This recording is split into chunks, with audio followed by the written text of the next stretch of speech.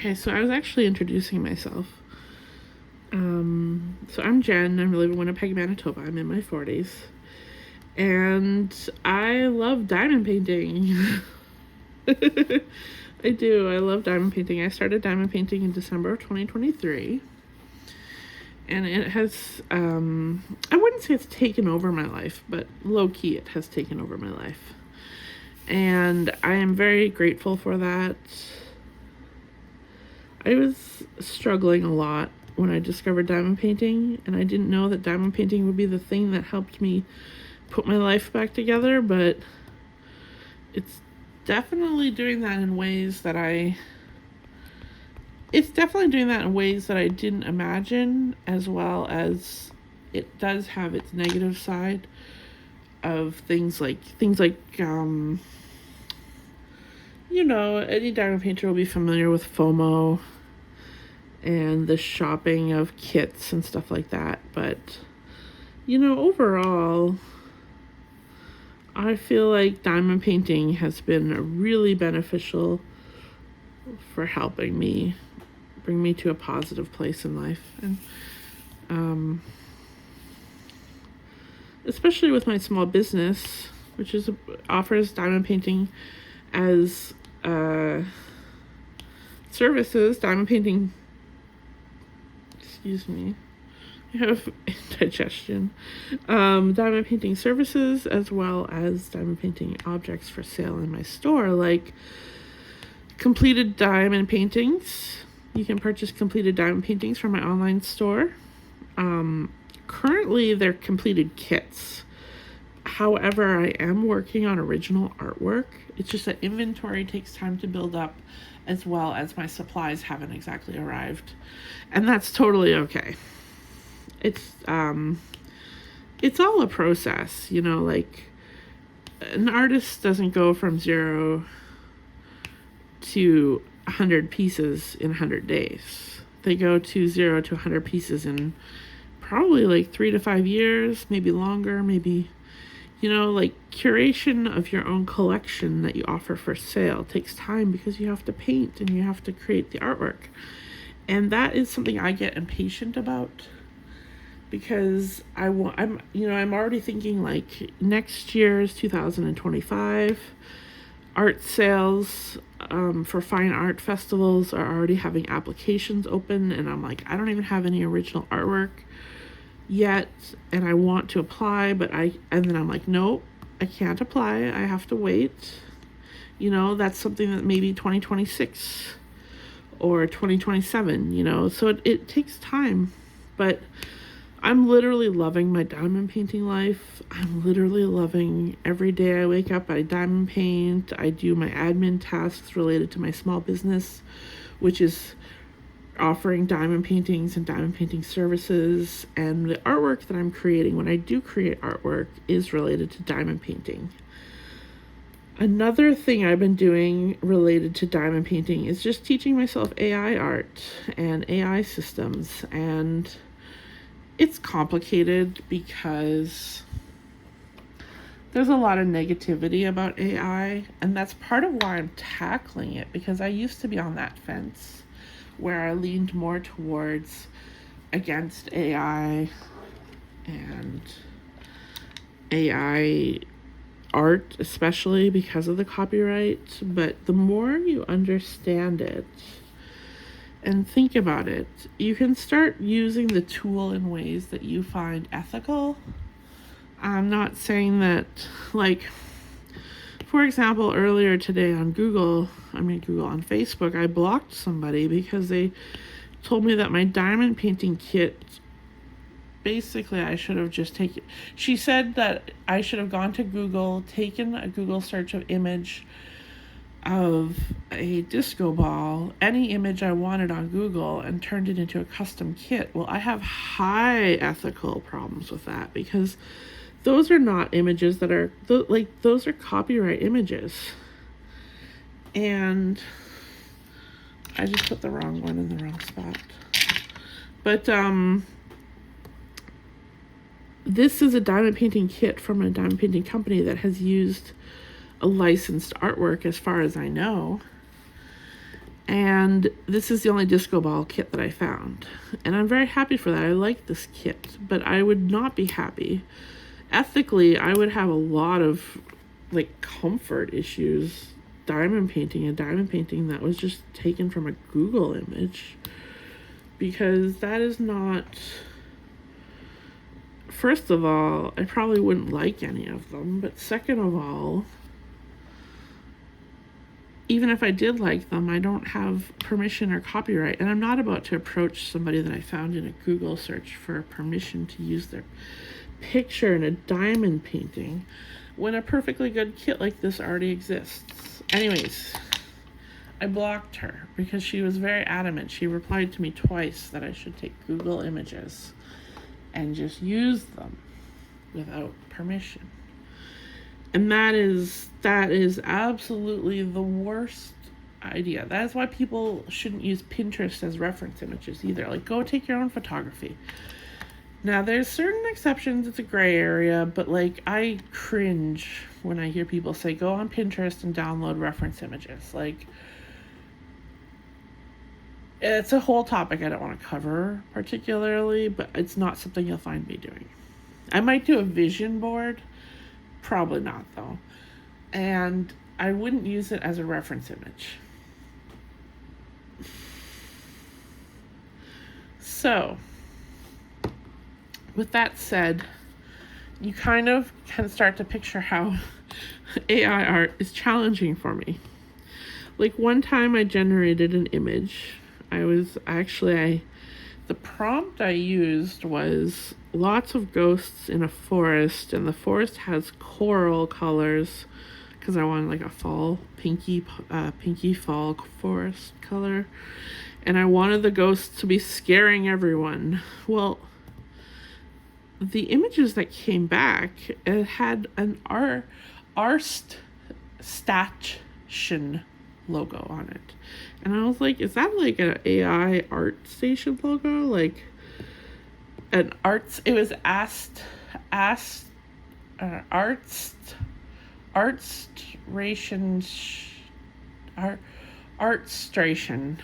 something like that.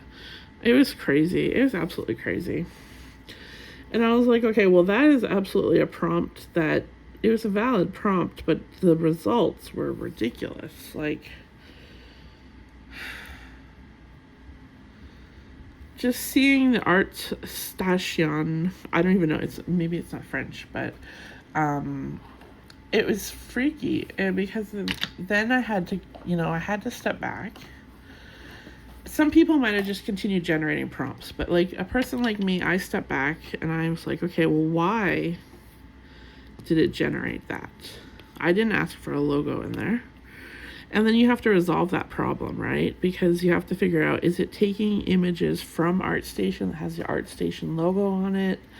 And you have to do research. You have to do more research. You can't just continue putting prompts in. That's where you step back and you read articles about, for me, I read articles about AI, and I go and do more ethical research and try to find possible solutions, and then I come back and I can start doing prompts again, but with a more educated viewpoint. So always be educating, always be training yourself. That's my motto. I play Star Stable Online. They say always be training and always be looking for training opportunities or something like that. I don't know, it's a game, but I don't want to just generate AI artwork and say and tell the machine I want a pumpkin that has flowers growing out of it and a dog hugging the pumpkin or something, like, that's boring. I want to put in the effort to, if I have a dog holding a pumpkin that has flowers growing out of it, I know it's been ethically researched. I've used models and probably hand touched it into maybe even just using it as a reference photo for a digital painting, or other ideas like that, maybe not even using the AI generated artwork in particular as part of the image, but somehow using just the colors or something like that too.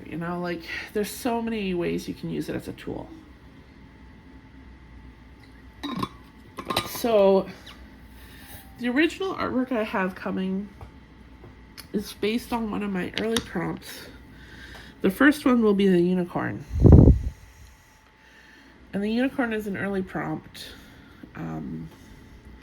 with basic knowledge. And I'm excited to see how my career with learning more about AI and composition of AI and everything like that goes, because I also try to use my own reference images when possible, and I've learned about compositional objects in AI, and I can start using some of my custom artwork of my own to generate more artwork of my own using AI and stuff like that. But it's all complicated and it takes time, and this is kind of the primitive discussion about this, but I'm sure I'll touch on this more formally when I have finished works and I can talk about the process from start to finish, because right now I just have the basic stages where I'm generating some ideas and doing a lot of research. I get very tired with the I can only play with AI for a little bit because I find I have to do more research than I feel. I don't like screen reading. You know what I mean? I have to do more research reading web articles and stuff like that because they're not published in books. They're published day to day on Twitter and things like that. So, yeah, it's fun though. It is fun. Don't get me wrong. Like short attention span or short ability to spend working on a project isn't for lack of interest. It's just that I get really burned out and tired, and I don't want to use up all my energy resources, because then I can't diamond paint too. I try to diamond paint every day. So I spend usually 2 to 5 hours diamond painting, like just doing what I'm doing right now every day. Right now I'm single placing. Sometimes I do multi-placing. This artwork, usually I do multi-placing. I have a 4 multi-placer, but that's my maximum multi-placer currently. But this artwork is brand new to me, and I'm finding that it's very relaxing to do single placing.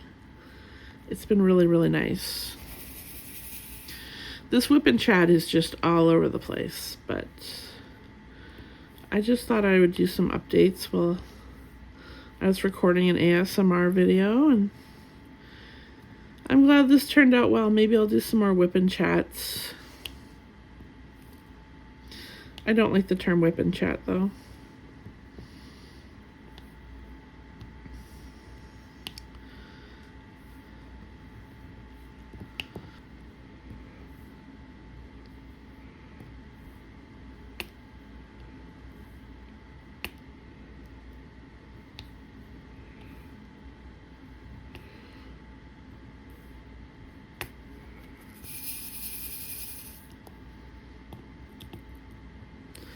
I'm actually super excited about being able to do hand charting for clients. I've had a few inquiries, and I won't disclose any information, but the types of projects I'm receiving as inquiries are absolutely fascinating, and I'm absolutely thrilled that at the possibility of getting to work for more clients.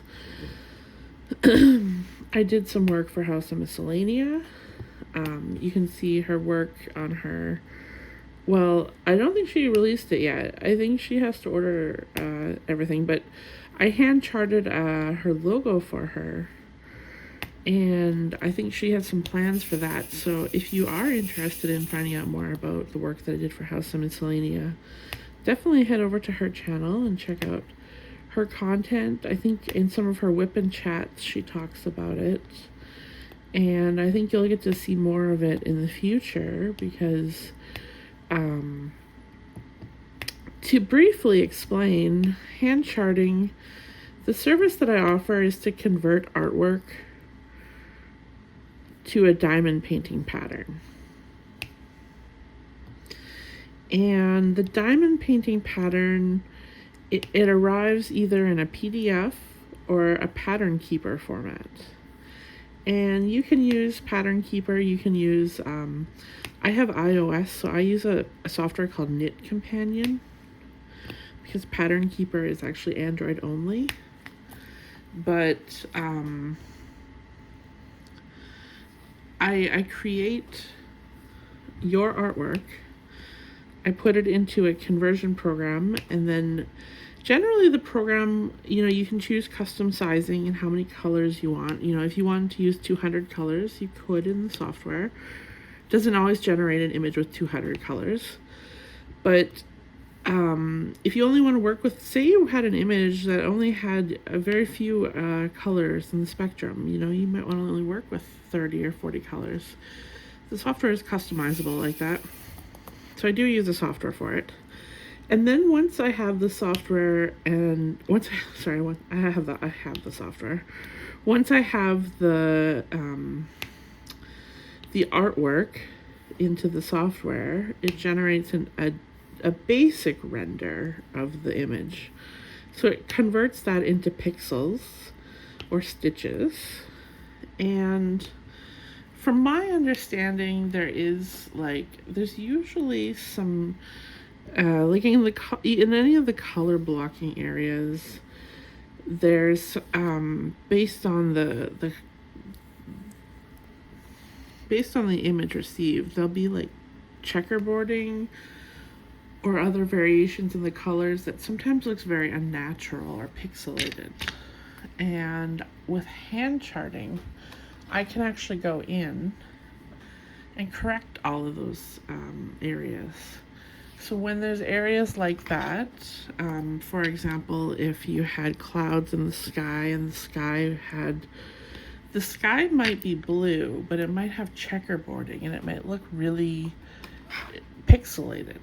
So you can go and you can make the image more corrected. You can correct the image to be more natural. That's where the artistry is involved. I've done work with Adobe Photoshop, since the 1990s, but I studied it in college, and I have spent a lot of time working on editing photos of my own and a few client photos here and there through the years. And so that experience helps me with the hand charting, as well as I do some digital painting, some graphic design. I've been working at artistry with digital, the mostly Adobe software since the 1990s. So I do have experience, and I'm finding that it's converting very well for the hand charting. I'm having a great time, and that's just the service that I offer. But I can offer, a really highly customizable product for you if you want to just do one, or maybe you're planning on doing your own custom diamond painting, doing like a run of diamond paintings. So I do offer that as a service. And the best way to get in touch with me if you are interested in that service is to visit my website, dawntodusk.online. That's like www.dawn2dusk.online. There's a link in the information. There'll be a link everywhere that I have my link tree or my website linked, my socials. I'll have links to my website. you should be able to find it. There's a form to fill out. Now, if you prefer to just contact me by email, that's fine, but the form actually has some helpful questions on it that can help me prepare the original consultation for, because we'll be doing a consultation, a free consultation before any investment is made. But just to work out the details of what the project specs would be, it can help me prepare and save you time, and come up with some examples to show you in the free consultation too. Now, you don't have to submit an image. You don't have to submit images until we consult and talk about what you want as your pattern. But the cool thing is that it lets me know, like, if you've measured out the size that you're going to want to display, like if you want to display it on your wall and you know particularly where you want to display it, it can help you think about what size, and it will help me be able to bring sample images that show you how that size would look in an example of scale, etc. And things like that. So I love working with clients. It's actually really fun for me to do. I try to do like a white glove service. I'm very, very easy to reach for my clients. They'll have all my contact information. They'll be able to reach me on Discord, on any channel. You know, I've been known to give my phone number to clients too, if they prefer phone numbers as a contact method. Now, who uses the phone these days? Not too many people, but you know, if that's a thing for you, I am definitely willing to help with that. Not everyone uses email, not everyone uses text messaging. You know, there's still people that use phones. But yeah, I also offer some other services. I will make a finished product diamond painting for you as a commissioned artwork. So if you have an artwork idea that you want to have created, I will create my original art. I also can use AI art if you aren't opposed to that. I've been practicing with AI art to generate it as a tool. And I also do some, you know, photo editing or hand editing with that. It's highly customizable, individualist, unique to the request, etc. But I'm open to AI art, and I do my due diligence to make sure that I am doing as ethical as possible. But yeah, I can do commission creations of artwork, and also finish the artwork for you as a diamond painting. If you wanted to combine the services, like if you want me to commission an artwork and then turn it into a hand charted artwork for you to complete, I'm also open to that. That's a cool thing about being a small business owner, is that you can really kind of create your own packages, and I love that about it. So feel welcome if you guys have an idea that you think that you could hire me for. Basically, if it's to the specs of my website, or if you think it's a service combination or collaboration, still hit me up. I'm definitely open to hearing stuff about that and considering potential work opportunities. And I'm super, super happy with the way everything's going right now.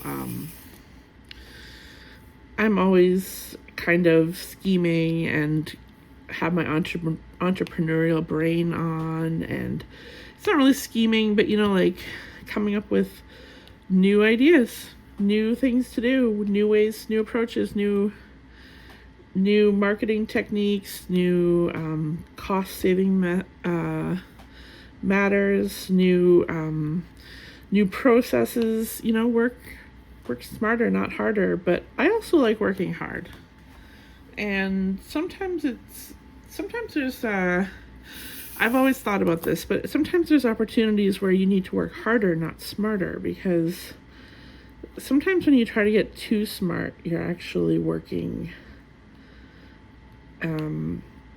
you're working more than you need to, you know, like if you put too much thought into it and overthinking, then that's just working harder too. So I think about these things all the time. I think about a lot of crazy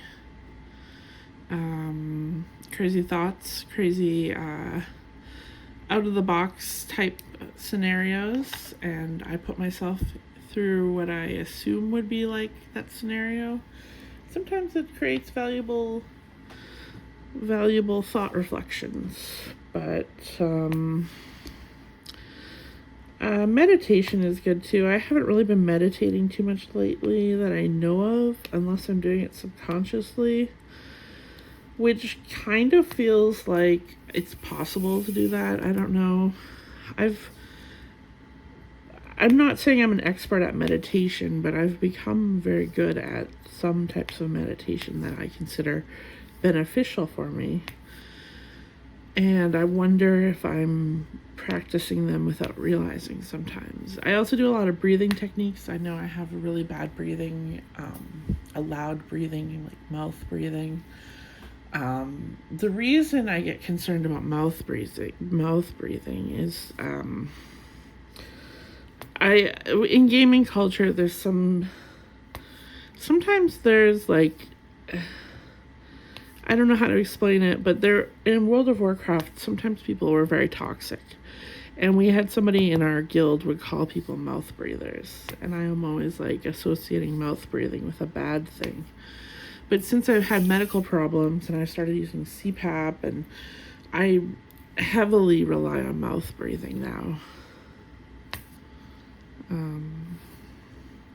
So, you know, kindness matters because those sorts of things stick with people. I haven't been gaming very much lately. I find gaming to be very not a friendly environment. It's not that it has to be friendly. It's just not an environment that I want to be around right now. I want to be around something supportive, creative, maybe even a little introvertive. And yeah, did I just start my own first wipnchat? I don't know, possibly, but I'm super happy.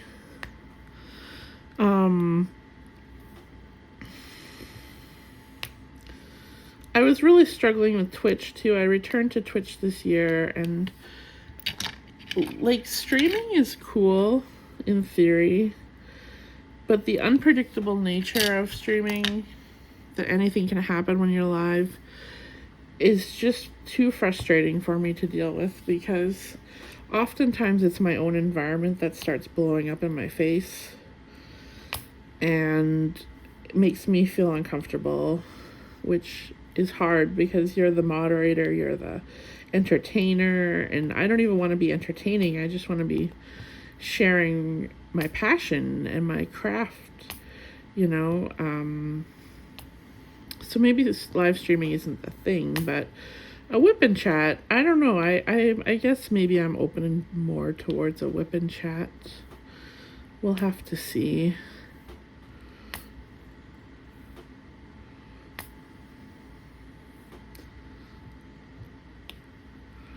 I don't even know how to introduce myself. I'm Jen. I'm in my 40s, my early 40s. I'll be 42 this year. I live in Winnipeg, Manitoba, Canada. I've lived in Manitoba my whole life except for 4 years when I lived in Illinois. I was in Illinois on an F1 student visa. And I actually, I studied art in Illinois at the Illinois Institute of Art Schaumburg, and then later on I transferred to the Illinois Institute of Art Chicago, and I graduated from the Illinois Institute Chicago with a Bachelor of Fine Arts in Interactive Media Design in 2004. So it's been a while since I have studied formally in the States, and as well as studied formally in the arts.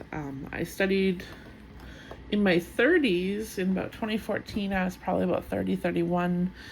I went back to university at the University of Winnipeg because I lived in Winnipeg at that point, and I still do.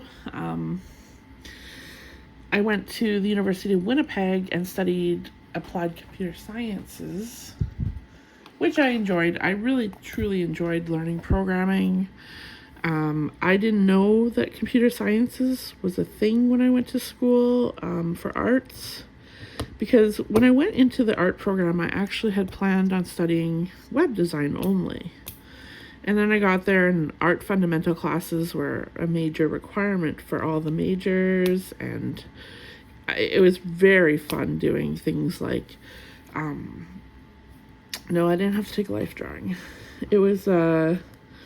It's really fun to take things like fundamentals of drawing and design and color theory, art history. All of those types of classes were really, really cool. I think some of my favorite, I don't know, we just, there were so many classes, so many beautiful classes that we took. And one of my general classes that I really enjoyed was sociology. That was a really cool one because my school didn't offer that when I was in high school, or we didn't even approach that topic very much. And we studied things like mental illness and homelessness and stuff in population, and it was really interesting. Fundamentals of drawing was a really cool class. Like if you take any fundamental drawing classes, you would have studied what we were studying, perspective, light angles, shapes, geometry, etc. Drawing techniques, shading techniques. That was just very like first semester type stuff in art school. And it was really cool. It was really, really cool. So that kind of set the tone and stage for a really cool experience. Because I wasn't expecting that. I thought I was just going to be doing web design classes because I was so naive. But we did do animation classes, 2D animation. A lot of my fellow classmates went on to make animations for sites like Newgrounds, etc.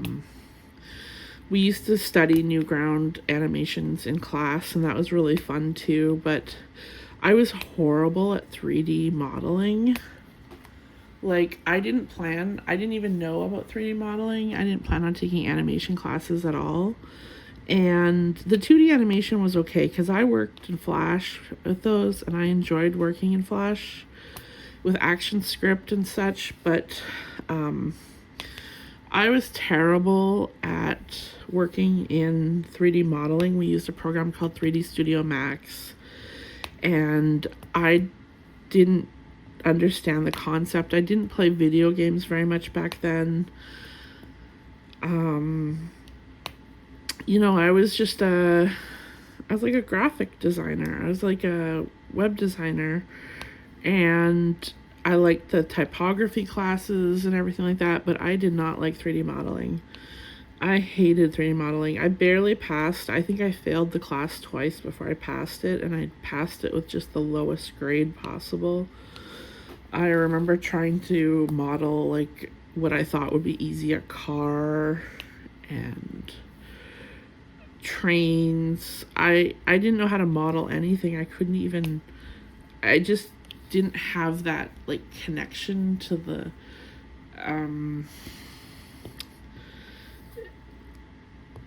I just couldn't conceptualize how to utilize 3D modeling either. And skins were another thing. I didn't really enjoy making textures or skins. So yeah, they were a really big challenge.